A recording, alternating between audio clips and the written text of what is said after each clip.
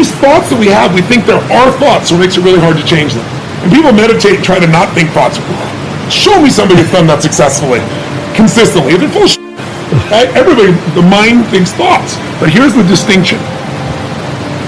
If I told you 100 years ago we're going to fly to the moon and back, you would have called me a lunatic. That's where the term comes from. And people still use it, and it doesn't make any sense because a lunatic is somebody who thought we go to the moon and back and we've done it, right?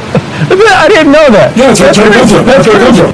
But if I would have told you 100 years ago that there's going to be a box in your pocket and you're going to pull this thing out, you're going to hit a couple buttons, and then it's going to capture invisible waves that are drifting around the earth and bring the waves in, and you're going to see somebody on the other side of the earth and you're going to talk to them, you're totally nuts. Thoughts are those invisible waves. And when you use your body in a certain way, if I sit like this, I'm going to tap into a different channel of those waves than if I'm sitting like this. It's kind of like a TV set. If I turn one channel, it might be a comedy channel. I'm going to see a lot of laughter. Turn another one, it's a horror channel. Turn another channel, it's a romance channel. This is what changes which of those waves you touch in. So if you can start to realize that your thoughts that you think are your thoughts, there's nothing unique about your thoughts. They've been around for thousands of years. You're just tapping into them because of what you're doing with your body that makes you either fearful or passionate or courageous or whatever you're feeling. As you go in those states, you get different thoughts. So what I want people to see is that learn how to just see those thoughts go by. Learn how to be entertained by those thoughts. Because I have crazy thoughts, but what I've gotten good at is going, look at that crazy thought. That's not me. That's the mind. Not your mind, because if it's you, how do you change you? Pretty hard. But I really, truly know I haven't heard a thought come out of you that's original. You've called them your thoughts, but they're not. You've stolen them. They've been around forever. When you see that, it's easier to let go of them. And letting go of those thoughts is one of the ways that you free yourself. And again, the more you do it, just like a muscle, you get better and better and better. And all of a sudden, the shit that used to make you crazy or stressed out, and like, how many things have you worried about that never came to be? And some people, their life is good, so they worry about other people. So they're never not worried, right? So it's really just a pattern. If you want wealth, real wealth is not just money, it's emotion. It's like, what are we really after in money? You don't want money. You don't want pieces of paper with the pictures of deceased notables on it. You want what you think money will give you. You think it will give you freedom or security or stability or love. It won't give you love. It'll get you sex. It won't get you love. Money won't, right? So really what you're after is the emotion. And so what I want people to get is the emotion they want now, and all it is a new habit. It's learning to discipline this mind, right? By realizing the mind thoughts are out there, and letting them float by and constantly coming back to what can I love about this? What can I appreciate? It's like, if you can learn to love or at least appreciate, start to enjoy the things that you used to get upset about, how much freedom would you have?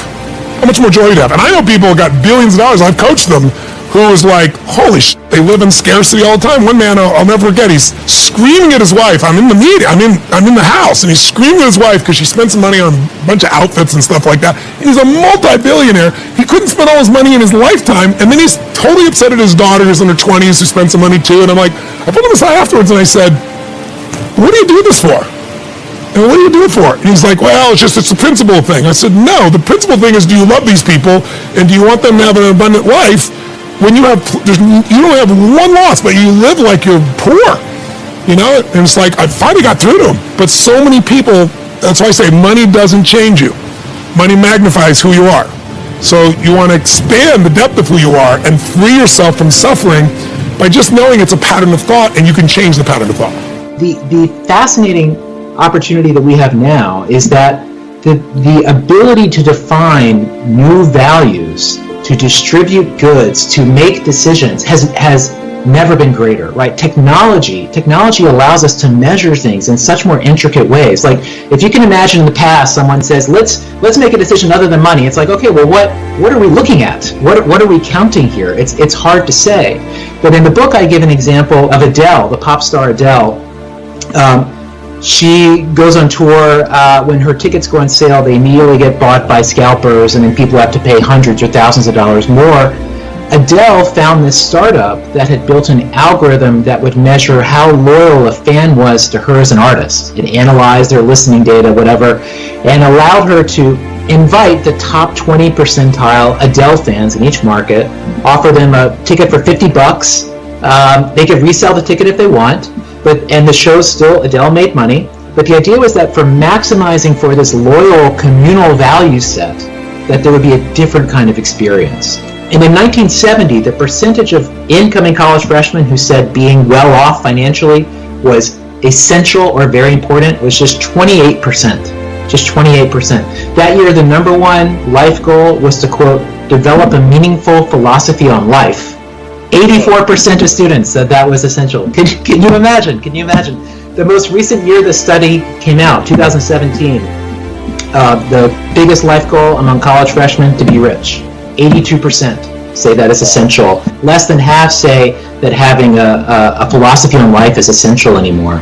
And if you look at these numbers over 50 years, every year it's surveyed, 50, 60 million students have taken this, like every value is flat. Like having a family stayed the same, being creative stayed the same, being good at your job, those rates have stayed the same.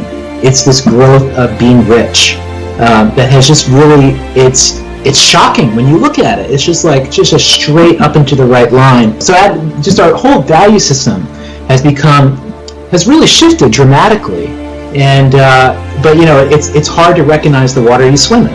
I think the fundamental step that everybody should be taking every day for many aspects of their health, mental, physical, digestive, immune, all of that, is to get 2 to 10 minutes of bright light first thing in the morning on waking. Ideally it's sunlight.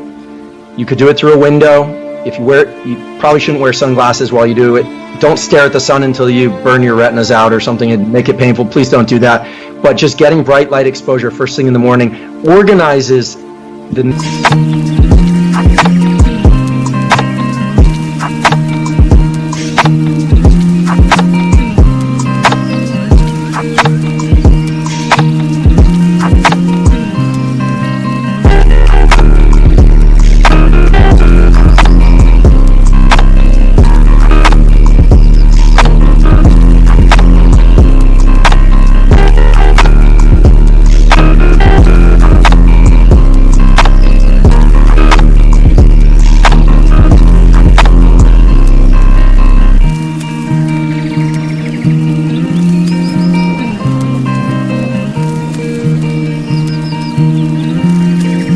nervous system and the rest of the organs of the body in such a powerful way that I feel like if you do that most days, if you miss a day, no big deal, but if you do that most days, you're setting yourself on the path to do all the other sorts of things correctly, and your biology will thank you for it. We have coaches, we have mentors, teachers. This coming Friday, we're all getting together via Zoom, and we're going to study Robert Kennedy Jr., what he's saying about Bill Gates versus, vaccine. I'm not a vax guy, but we get together to study together. We're always studying. We study constantly. We read books together and all this. And when we have people, I'm not interested in studying, then you're not our friend. So that's simple. It's pretty clear. Just like in the Marine Corps, when we were at sea on a carrier, you had to run 4 miles a day, no matter what. So we get on the aircraft carrier deck and we take laps. Now I'd rather go sit in the coffee room and smoke a cigarette and drink coffee. But my team ran together. So when we crashed, we were ready. And that's what leadership is. You have to bring people together and move them forward. It's really sad. A lot of days, there are days on missions, I'd stand on the deck and my friends don't come back. They just don't return. They're missing in action today. And so those are the kinds of lessons for us to test your soul. How strong is your soul? And we all have them. But most of us don't ever put ourselves in the situation where we're testing our soul. And we all have it. I know that. I've seen young men and women just get stronger and stronger and more resilient. What you're calling anti-fragile vitality. But most of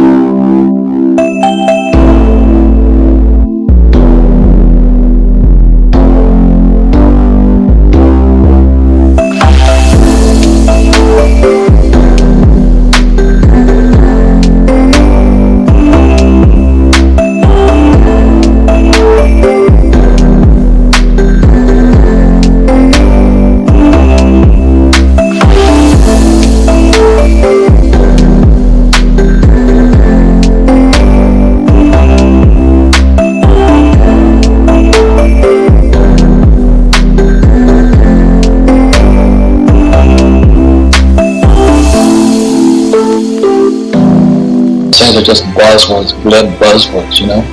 Everybody, oh yeah, that's the fourth turning and this crap and that crap, and then just show me the money. Show me your money, show me your team. You know, did this crash destroy you, or did it make you better? So right now, I'm making money hand over fist for the same reason. Prepared for it. My advice to you on that is don't try to deny it. Your mind will always play from a position of safety, not excellence. And so acknowledge it, write it down, and say, okay, this will never work, this is horrible, I suck, I'm not good. Write it down. But then open up another piece of paper and say, okay, I wrote down all the reasons that this might fail. Now let me write down all the reasons that this might succeed. And then take those two pieces of paper and look, and you choose which one you want to follow.